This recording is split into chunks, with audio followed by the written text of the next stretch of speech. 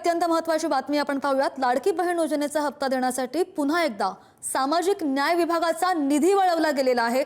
मे महिन्याचा आर्थिक लाभ पात्र महिलांना देण्यासाठी निधी वळवला गेल्याची माहिती आहे।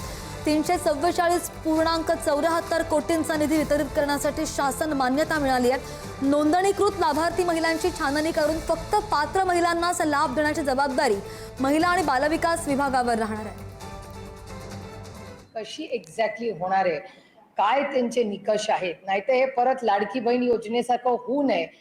कारण का लाडकी बहीण योजनेमध्ये तुम्ही बघताय जवळपास 80 लाख ते 1 कोटी महिलांची नावं त्यांनी कट केलेली आहेत।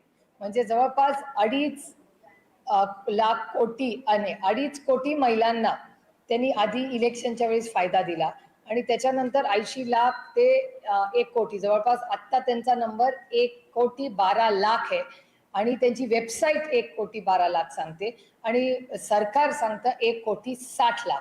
त्याच्यामुळे इलेक्शन मधला नंबर आणि आजचा नंबर ह्याच्यात केवढी मोठी तफावत आहे तुम्ही बघताय।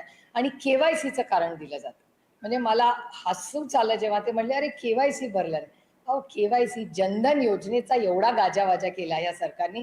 जनधन योजनेमध्ये किती अकाउंट आज ऍक्टिव्ह आहे किंवा किती अकाउंट बंद झाली आहेत, मग तीच केवायसी आधार कार्ड आणि ही लाडकी बहीण योजना हे का नाही जोडण्यात आलं? जे काम मनमोहन सिंग साहेबांनी अतिशय यशस्वीपणे सुरू केलं, मग का महाराष्ट्र सरकार इथे करू शकत नाही? हा मोठा प्रश्न आहेच ना।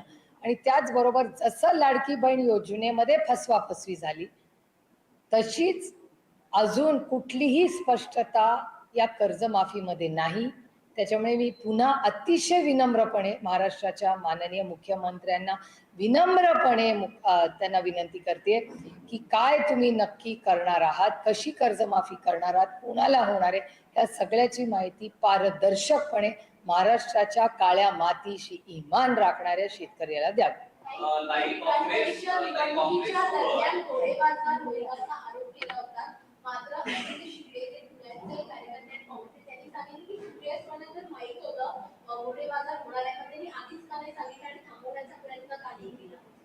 त्यांना सांगा हे सगळे प्रश्न काँग्रेसच्या सिनियर लीडरशिपशी बोलावे। कारण का मी मागच्या वेळेस इंडिया अलायन्सच्या मीटिंगला गेले होते तेव्हा राहुलजी, वेणुगोपालजी वगैरे सगळे मला भेटले।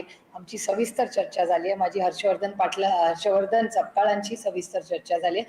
त्याच्यामुळे पुण्याच्या काँग्रेसमध्ये कुणालाही काही प्रश्न असतील तर त्यांनी त्यांच्या नेतृत्वाला विचारावे। कारण का दुसऱ्या पक्षाचं मी कसं सांगणार ना, आमचा पक्ष वेगळा आहे, काँग्रेस पक्ष वेगळा आहे। त्याच्यामुळे जे काही काँग्रेसचे प्रश्न असतील ते त्यांनी इंटरनली त्यांच्या नेतृत्वाला विचारले पाहिजे।